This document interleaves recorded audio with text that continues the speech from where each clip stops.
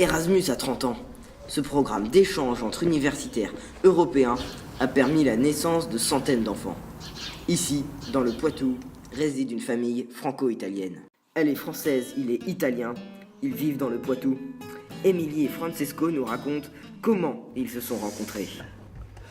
Notre première rencontre donc à Catane, sur la Lave, sur les plages de Lave en fait de Catane. On s'est rencontrés en fin d'Erasmus, puisqu'à 15 jours après, je reprenais l'avion pour Toulouse. Oui, c'était ma soeur qui m'a appelé, elle m'a dit il faut que tu viennes ici à la plage et dans les jolies filles, vas-y. Hein. 5 minutes après, j'étais là, il faut dire.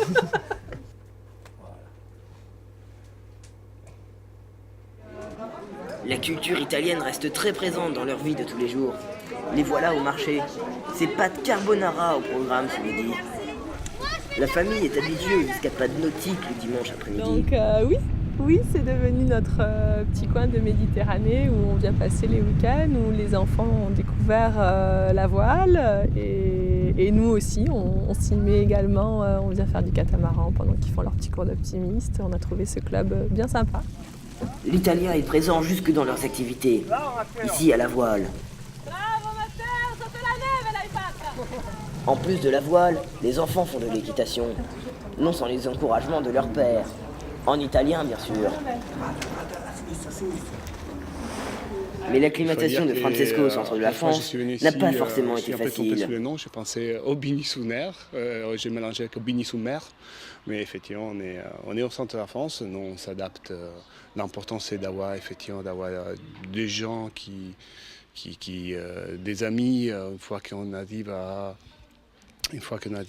trouver, à créer un cercle d'amis, ça passe sans problème. Et aujourd'hui on bouge beaucoup aussi, hein, il n'y a pas de problème avec les avions, on est à côté de Paris, donc on est au centre de l'Europe, on n'hésite pas à prendre un avion et partir en Sicile, mais aussi d'autre part en France. Dans la chambre des enfants, on remarque vite l'influence italienne. Non, pas du tout, c'était top. Au contraire, bon, Lampedusa, c'est la Sicile, hein, fait partie de la Sicile. Mine de rien, on a 10 heures de bateau pour arriver après en Sicile. Elle est vraiment entre l'Afrique et la Sicile. Donc, de Lampedusa, où on a passé une semaine. En plus de former des couples de différentes nationalités, Erasmus donne naissance à plus de 100 enfants chaque année. Ces enfants jouissent de 2 cultures, un atout indéniable.